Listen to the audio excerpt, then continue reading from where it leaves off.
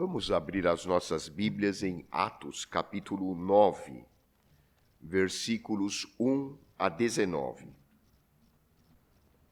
Diz assim a palavra de Deus. Saulo, respirando ainda ameaças e morte contra os discípulos do Senhor, dirigiu-se ao sumo sacerdote e lhe pediu cartas para as sinagogas de Damasco, a fim de que, caso achasse alguns que eram do caminho, assim homens como mulheres, os levasse presos para Jerusalém. Seguindo ele estrada fora, ao aproximar-se de Damasco, subitamente uma luz do céu brilhou ao seu redor. E caindo por terra, ouviu uma voz que lhe dizia: Saulo, Saulo, por que me persegues? Ele perguntou: Quem és tu, Senhor? E a resposta foi: Eu sou Jesus, a quem tu persegues. Mas levanta-te e entra na cidade, onde te dirão o que te convém fazer. Os seus companheiros de viagem pararam emudecidos, ouvindo a voz, não vendo, contudo, ninguém. Então se levantou Saulo da terra, e abrindo os olhos, nada podia ver. E guiando-o pela mão, levaram-no para Damasco. Esteve 3 dias sem ver, durante os quais nada comeu nem bebeu. Ora, havia em Damasco um discípulo chamado Ananias. Disse-lhe o Senhor numa visão: Ananias? Ao que respondeu: Eis-me aqui, Senhor. Então o Senhor lhe ordenou: Dispõe-te e vai à rua que se chama Direita, e na casa de Judas procura por Saulo, apelidado de Tarso, pois ele está orando, e viu entrar um homem chamado Ananias, e impor-lhe as mãos para que recuperasse a vista. Ananias, porém, respondeu: Senhor, de muitos tenho ouvido a respeito desse homem, quantos males tem feito aos teus santos em Jerusalém. E para aqui trouxe autorização dos principais sacerdotes para prender a todos os que invocam o teu nome. Mas o Senhor lhe disse: Vai, porque este é para mim um instrumento escolhido para levar o meu nome perante os gentios e reis, bem como perante os filhos de Israel. Pois eu lhe mostrarei quanto lhe importa sofrer pelo meu nome. Então Ananias foi, e entrando na casa, impôs sobre ele as mãos, dizendo: Saulo, irmão, o Senhor me enviou, a saber, o próprio Jesus que te apareceu no caminho por onde vinhas, para que recuperes a vista e fiques cheio do Espírito Santo. Imediatamente lhe caíram dos olhos como que umas escamas, e tornou a ver. A seguir levantou-se e foi batizado. E depois de ter se alimentado, sentiu-se fortalecido. Então permaneceu em Damasco alguns dias com os discípulos. Oremos. Santo Deus, nosso Pai, abençoa esta mensagem, que ela produza mudanças em nossas vidas, que possamos amadurecer como teus filhos. Te pedimos agradecidos, em nome de nosso Senhor e Salvador Jesus Cristo. Amém.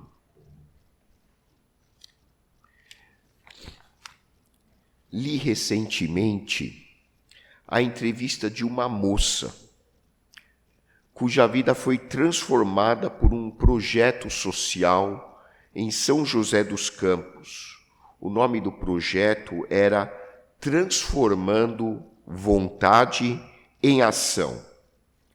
Uma adolescente envolvida no mundo das drogas, do crime, envolvida no tráfico, conheceu uma mulher que coordenava esse projeto lá em São José dos Campos.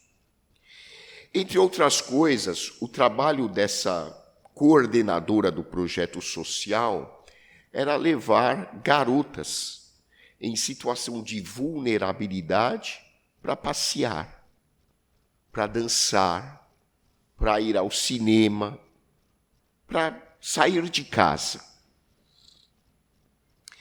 E essa coordenadora do projeto tinha o apelido de Tia Tati.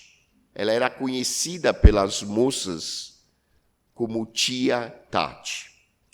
E graças ao empenho, ao interesse da Tia Tati em disponibilizar uma parte do seu tempo, em dar atenção a essas garotas adolescentes, muitas delas em situação de rua, essa garota teve a sua vida transformada.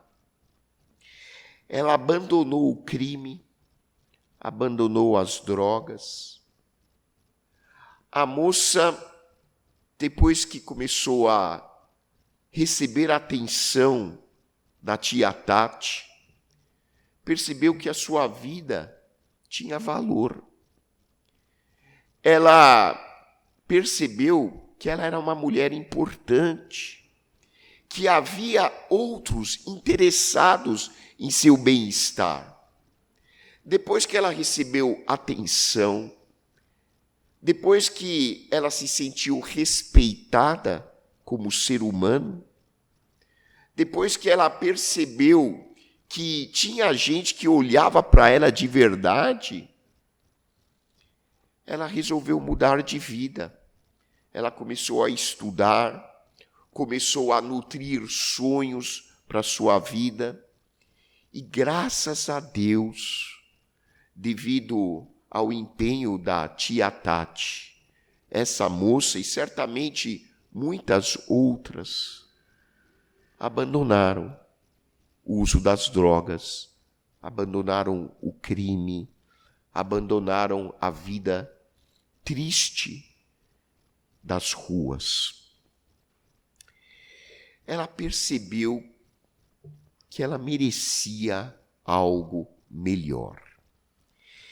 E esse foi o grande passo na transformação da sua vida.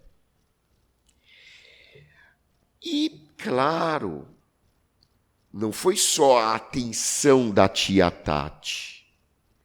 Ela se dispôs a uma mudança interna, a uma reforma da sua mente. Ela estava motivada e transformou a sua motivação em ação concreta. George Bernard Shaw, um escritor irlandês e ganhador do Prêmio Nobel de Literatura, escreveu: "O progresso é impossível sem mudança. E aqueles que não conseguem mudar as suas mentes, não conseguem mudar nada." Eu acredito que a maioria de nós quer mudar. E quer mudar para melhor. Nós estamos nesse mundo, afinal de contas, para mudar. Nós estamos nesse mundo para aprender. Nós estamos aqui para progredir. Mas como disse Bernard Shaw, para que possamos progredir, nós precisamos estar dispostos a mudar. E é por isso é tão importante nós estarmos abertos a mudanças. Por isso é tão importante nós podermos dedicar um tempo à introspecção, à autorreflexão, ao exame interior das nossas mentes, dos nossos corações. E eu acho que isso é um grande desafio nos dias de hoje, porque o mundo consome a nossa atenção com oferta de tantas coisas, de tantos produtos, é tanta agitação em torno de nós, principalmente por causa da modernidade, o computador, o celular, que nós, seres humanos modernos, temos muita dificuldade de parar, de relaxar a mente e fazer uma análise introspectiva e analisar as nossas motivações, os nossos desejos, as nossas necessidades. Nós somos vítimas hoje, no século XXI, de uma doença que nós podemos chamar de vários nomes. Entre esses nomes, nós podemos dizer que nós somos vítimas de uma perda de contato, tanto com a realidade externa, como com a realidade interna. Nós somos convidados todos os dias nesse mundo insano, de ritmo insano, a viver no plano da fantasia. Então, é Facebook, é Instagram, não que Facebook e Instagram sejam ruins em si mesmos. O problema é o que nós fazemos dessas mídias sociais. Nós perdemos o contato com os outros e perdemos o contato com nós mesmos. E por isso nós temos tanta dificuldade em refletir sobre o que nós somos realmente e sobre as mudanças que nós desejamos fazer em nossas vidas. Como diz um provérbio chinês, quando nós não andamos para a frente, nós andamos para trás. Ninguém fica parado. Se a sua vida não progride, ela vai retroceder. E é por isso que a mudança é tão importante na vida de um ser humano. Mas, em geral, para nós mudarmos para melhor, é essencial que nós sejamos impactados pelo encontro com alguém com quem a gente se identifique. Nesse exemplo que eu dei no início da mensagem, essa garota que estava envolvida em tudo aquilo que não presta, ela encontrou uma pessoa com quem ela se identificou. Ela encontrou a tia Tati, que lhe deu atenção, lhe deu carinho. Ela dedicou, essa coordenadora do projeto, a disponibilizar uma parte importante do seu tempo para levar essa garota, assim como outras, para passear, para se divertir, para dançar, para ir para o cinema, para comer. Dificilmente um ser humano consegue mudar radicalmente, a não ser que encontre uma pessoa que realmente impacte positivamente a sua vida. E você deve conhecer alguém na sua família que tenha impactado a sua vida.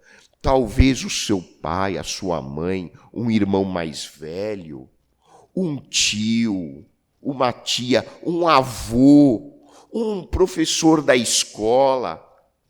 E você diz, puxa, como a minha vida mudou depois que eu conheci essa pessoa. Essa pessoa foi muito importante na minha vida. Eu mesmo, como profissional, tive uma grande influência de médicos, de professores com quem eu me identifiquei. Um desses professores era o professor Adib Jatene, que foi homenageado, inclusive, pela minha turma na Faculdade de Medicina, de tanto que ele impactou positivamente a vida profissional dos seus alunos, com exemplo de dedicação, de humildade. Mas, sem sombra de dúvida, nenhum ser humano pode ser tão impactado como quando encontra a pessoa de Jesus Cristo. O encontro que pode mudar radicalmente a vida e o destino de uma pessoa. É o encontro com aquele maior amigo e companheiro que Deus ofereceu para a humanidade e continua oferecendo todos os dias. É o amigo e companheiro Jesus Cristo. O encontro com a pessoa de Jesus Cristo tem o poder de impactar significativamente a vida de uma pessoa que possa se encontrar nas piores condições físicas, psicológicas e espirituais. E é esse encontro com Cristo que tem o poder de mudar o nosso destino, que tem o poder de mudar a direção das nossas vidas. E o livro de Atos descreve esse encontro profundamente transformador na vida de Saulo de Tarso, depois que ele teve esse encontro com a pessoa de Jesus Cristo. O que esse texto bíblico nos revela? Quando nós lemos essa história do encontro de Paulo com Cristo, nós podemos fazer várias considerações. E a primeira delas é que o ser humano é pecador. Veja como começa o capítulo 9. Saulo de Tarso é o próprio apóstolo Paulo, antes da sua conversão. A Bíblia é tão realista que ela descreve a nossa atitude sem rodeios. Saulo, respirando ainda ameaças e morte contra os discípulos do Senhor. Saulo era um assassino. Ele era um assassino. Se Saulo estivesse vivendo hoje em 2024, ele estaria provavelmente na prisão de Bangu. Ele estaria numa prisão de segurança máxima, porque ele era um desequilibrado mental. Ele era um fanático, um homem pervertido, um homem com um comportamento terrivelmente prejudicial à sociedade. Saulo desejava a morte dos cristãos. E ele se dirigiu ao sumo sacerdote judeu, pedindo autorização para levar presos homens e mulheres que haviam se tornado cristãos na cidade de Damasco. A Bíblia diz que Saulo era um fariseu de fariseus. E aqui a Bíblia nos traça um retrato do ser humano em sua natureza mais rude. Um homem profundamente religioso, extremamente apegado aos rituais e tradições de seu povo, mas que tinha uma noção completamente pervertida de Deus. Paulo sentia prazer em ver seres humanos sendo apedrejados e torturados, porque na mente doentia dele, ele acreditava que o ser supremo do universo estava se deleitando de prazer em ver estas pessoas sendo submetidas à tortura por causa da sua fé em Cristo. Como Deus age na história. Deus não pegou uma pessoa boazinha de Israel para nos servir de exemplo. Ele pegou aquilo que tinha de pior do ponto de vista psicológico na sociedade judaica. E, gente, quantas pessoas hoje têm uma visão distorcida de Deus e, em nome de Deus, fazem o mal ao seu semelhante. Matam outras pessoas, perseguem etnias, perseguem outras culturas em nome de Deus e acham que estão, de fato, agradando o Criador. Mas o pior é que Deus escolheu Saulo, porque no fundo, nós somos iguaizinhos a Saulo de Tarso. Em nossa natureza humana, em nosso íntimo mais rude, nós somos também dominados pelos instintos mais vulgares da nossa natureza humana. Nós também, muitas vezes, queremos matar o nosso próximo.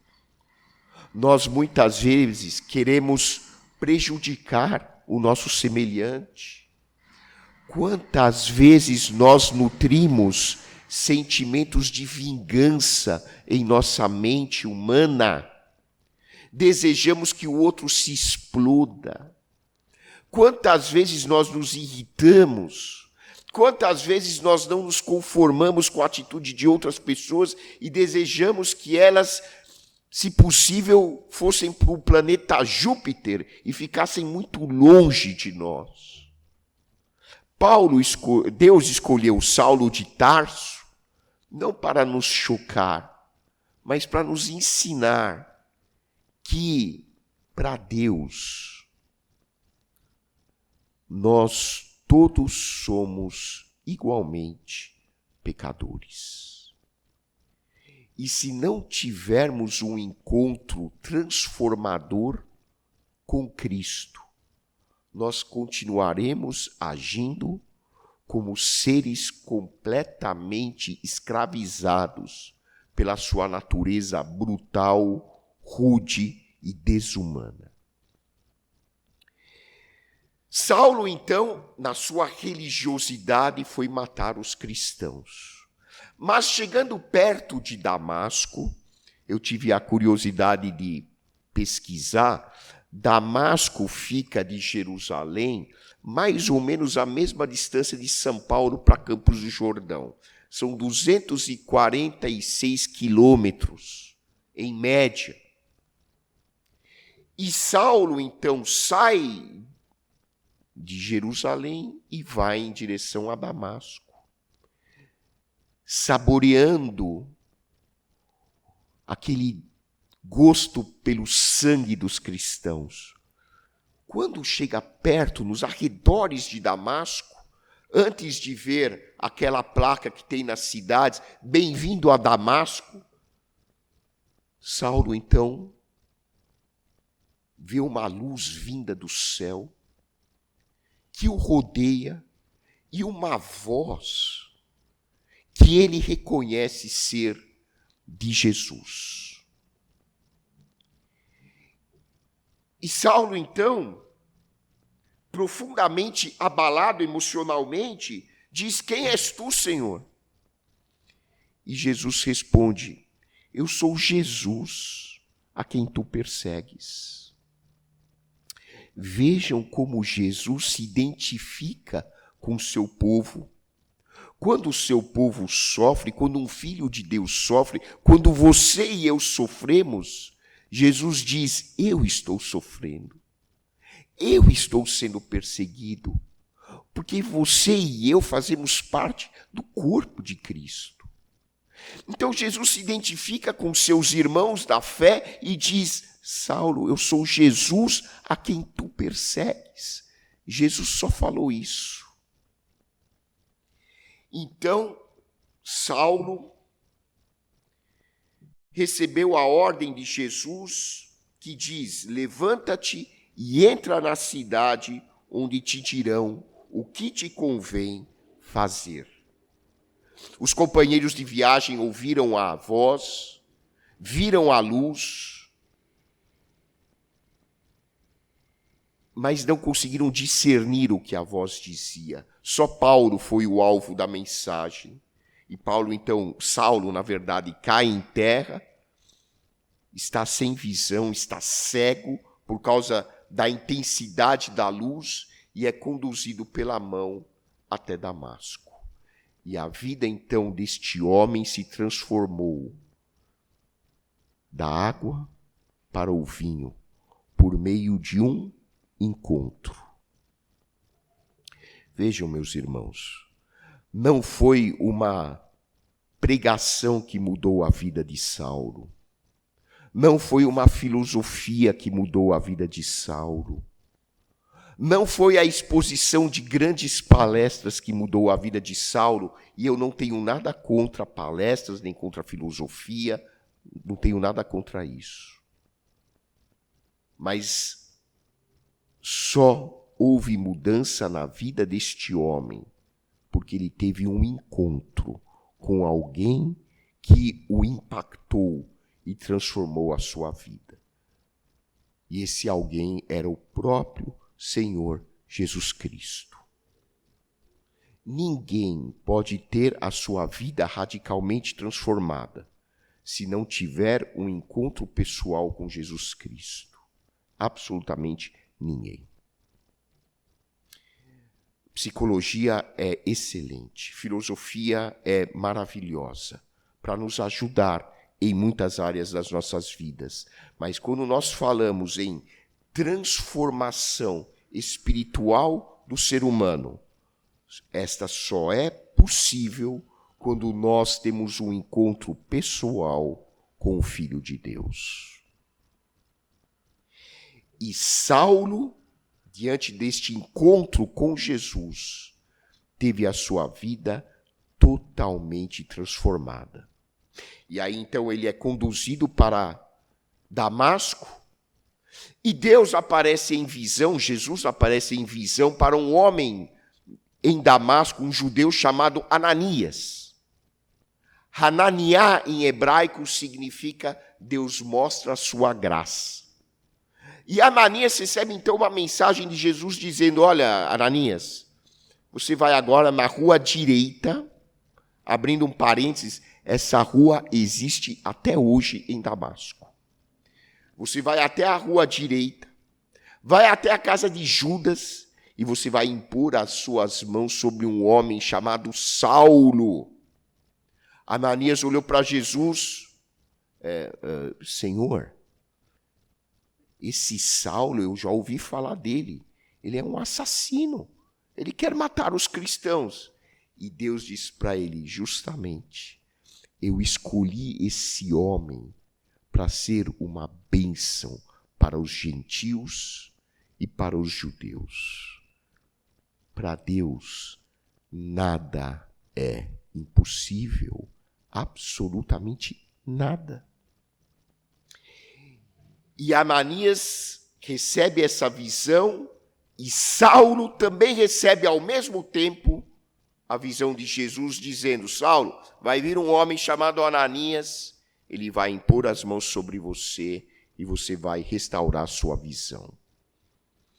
E acontece então que Ananias entra na casa de Judas, na cidade de Damasco, impõe as suas mãos sobre Saulo, e Saulo recupera a sua visão e é batizado.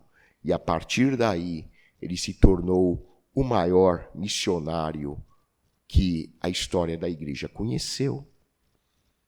Ele e Lucas escreveram praticamente todas as epístolas do Novo Testamento.